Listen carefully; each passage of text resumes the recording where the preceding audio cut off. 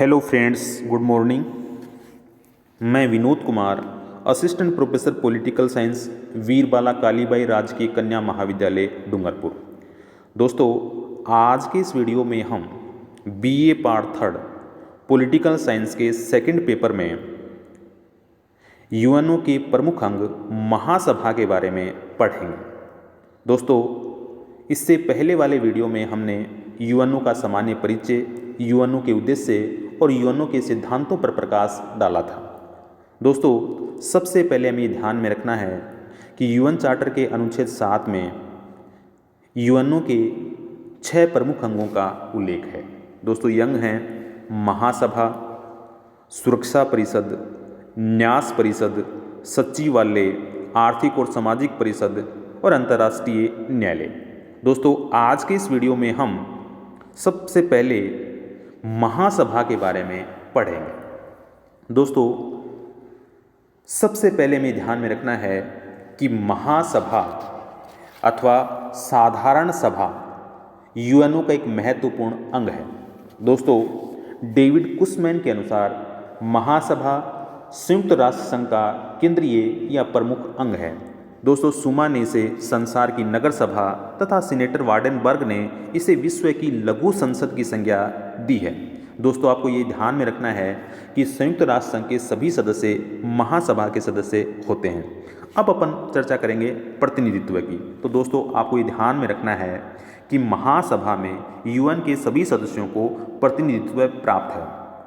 और दोस्तों, आपको ये भी ध्यान में रखना है कि प्रत्येक राष्ट्र को एक मत देने का अधिकार प्राप्त है।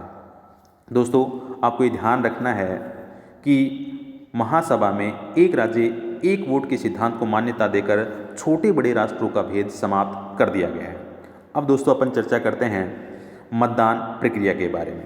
दोस्तों, सबसे पहले अपने को ध्यान में रखना है कि यूएन चार्टर के अनुच्छेद 18 में महासभा की मतदान प्रक्रिया का उपबंध किया गया है। दोस्तों, जैसा कि मैंने पहले आपको बताया था कि महासभा में प्रत्येक सदस्य का एक ही मत होगा। दोस्तों, आपको ये ध्यान में रखना है, एक विशेष बात है जो आपको विशेष रूप से ध्यान रखनी है कि महासभा में महत्वपूर्ण प्रश्नों पर महासभा के निर्णय उपस्थित एवं मतदान करने वाले सदस्यों के 2/3 बहुमत से होंगे। अब ये महत्वपूर्ण विषय या महत्वपूर्ण प्रश्न कौन से हैं, तो आपको याद रखना है, जैसे अंतर्राष्ट्रीय शांति एवं सुरक्षा बनाए रखने के विषय में सिफारिशें, जैसे सुरक्षा परिषद के अस्थायी सदस्यों का निर्वाचन, जैसे आर्थिक एवं सामाजिक परिषद के सदस्यों का निर्वाचन, जैसे यूएनओ में नवीन सदस्यों का प्रवेश इत्यादि। ये जो महत्वपूर्ण प्रश्न हैं, इन प्रश्नों पर महासभा के जो निर्णय हैं वो निर्णय उपस्थित एवं मतदान करने वाले सदस्यों के 2/3 बहुमत से होंगे। अब अपन चर्चा करते हैं अधिवेशन की। दोस्तों, आपको ये ध्यान रखना है कि महासभा का प्रतिवर्ष एक अधिवेशन होता है और ये अधिवेशन जो है वो सितंबर माह में शुरू होता है और प्राय दिसंबर के मध्य तक चलता है। लेकिन दोस्तों, आपको ध्यान रखना है कि महासभा के विशेष अधिवेशन भी आयोजित किए जा सकते हैं। अब अपन चर्चा करेंगे महासभा के अधिकार और कर्तव्यों के बारे में। दोस्तों, महासभा सुरक्षा परिषद के अंतर्गत विचाराधीन विषय पर वाद विवाद कर सकती है, किंतु जब तक परिषद महासभा के निर्णय की मांग ना करे तब तक महासभा निर्णय नहीं कर सकती। तो आपको ये ध्यान रखना है दोस्तों कि महासभा जो है वो सुरक्षा परिषद के अंतर्गत विचाराधीन जो विषय हैं उन पर वाद विवाद कर सकती है, लेकिन दोस्तों जब तक सुरक्षा परिषद महासभा के निर्णय की मांग ना करे तब तक महासभा निर्णय नहीं कर सकती। दूसरी बात दोस्तों, आपको ध्यान रखनी है कि सुरक्षा परिषद तथा अन्य महासभा को अपने वार्षिक कार्य विवरण की रिपोर्ट भेजते हैं और महासभा में निर्धारित तिथि को इन पर विचार होता है, किंतु दोस्तों आपको ध्यान रखना है कि महासभा सुरक्षा परिषद की रिपोर्ट पर आलोचना करने के अलावा हेरफेर नहीं कर सकती है। तो दोस्तों, आपको ध्यान रखना है कि सुरक्षा परिषद और संयुक्त राष्ट्र संघ के जो अन्य अंग हैं वो अपनी वार्षिक कार्य विवरण की रिपोर्ट जो है वो महासभा को भेजते हैं। तीसरा, आपको दोस्तों ध्यान रखना है कि महासभा जो है वो सुरक्षा परिषद के 10 अस्थायी सदस्यों, आर्थिक एवं सामाजिक परिषद के 54 सदस्यों और न्यास परिषद के अस्थायी सदस्यों का निर्वाचन करती है।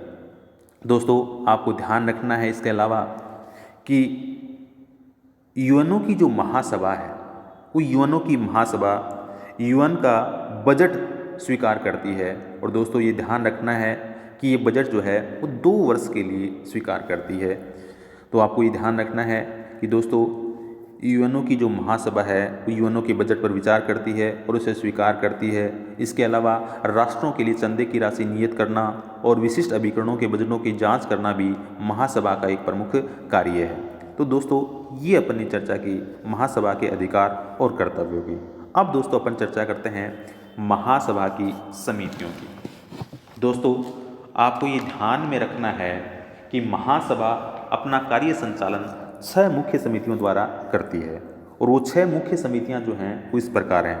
पहली है निशस्त्रीकरण एवं अंतर्राष्ट्रीय सुरक्षा समिति, दूसरी है आर्थिक और वित्त समिति, तीसरी है सामाजिक मानवीय एवं सांस्कृतिक समिति, चौथी है विशेष राजनीतिक तथा औपनिवेशिक स्वाधीनता समिति, पांचवी है प्रशासनिक एवं बजट समिति और छठी है कानूनी समिति। तो दोस्तों आपको ध्यान रखना है कि महासभा जो है वो अपना कार्य संचालन जो है वो 6 मुख्य समितियों द्वारा करती है। और वो समितियाँ कौन कौन सी हैं एक बार दोबारा अपन चर्चा कर रहे हैं। पहली समिति है निशस्त्रीकरण एवं अंतर्राष्ट्रीय सुरक्षा समिति, दूसरी है आर्थिक और वित्त समिति, तीसरी है सामाजिक मानवीय एवं सांस्कृतिक समिति, चौथी है विशेष राजनीतिक तथा औपनिवेशिक स्वाधीनता समिति, पांचवी है प्रशासनिक एवं बजट समिति और छठी है कानूनी समिति।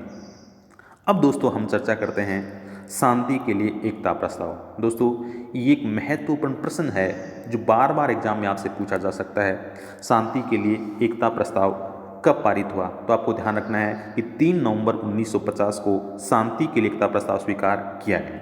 दोस्तों 3 नवंबर 1950 को शांति के लिए एकता प्रस्ताव पारित होने के बाद से महासभा की जो शक्तियां हैं उन शक्तियों में उल्लेखनीय वृद्धि हुई है। दोस्तों इस प्रस्ताव के अनुसार शांति को खतरा, शांति भंग अथवा आक्रमण के भय के संबंध में स्थायी सदस्यों के एकमत न होने के कारण यदि सुरक्षा परिषद अपने कार्य संचालन में असफल रहे तो महासभा तुरंत ही उस मामले पर विचार करती है और सामूहिक कार्यवाही के लिए उचित सिफारिशें कर सकती है ताकि अंतर्राष्ट्रीय शांति और सुरक्षा कायम रहे। तो दोस्तों ये आपको विशेष रूप से ध्यान रखना है कि शांति के लिए एकता प्रस्ताव जो है वो कब पारित हुआ? 3 नवंबर 1950 को पारित हुआ और इसके कारण जो है वो महासभा की जो शक्तियाँ हैं उसमें उल्लेखनीय वृद्धि हुई है। तो दोस्तों आज का जो ये वीडियो था, इस वीडियो में हमने संयुक्त राष्ट्र संघ के एक अंग महासभा के बारे में पढ़ा है। दोस्तों अगले वीडियो में हम संयुक्त राष्ट्र संघ के अन्य अंगों के बारे में चर्चा करेंगे।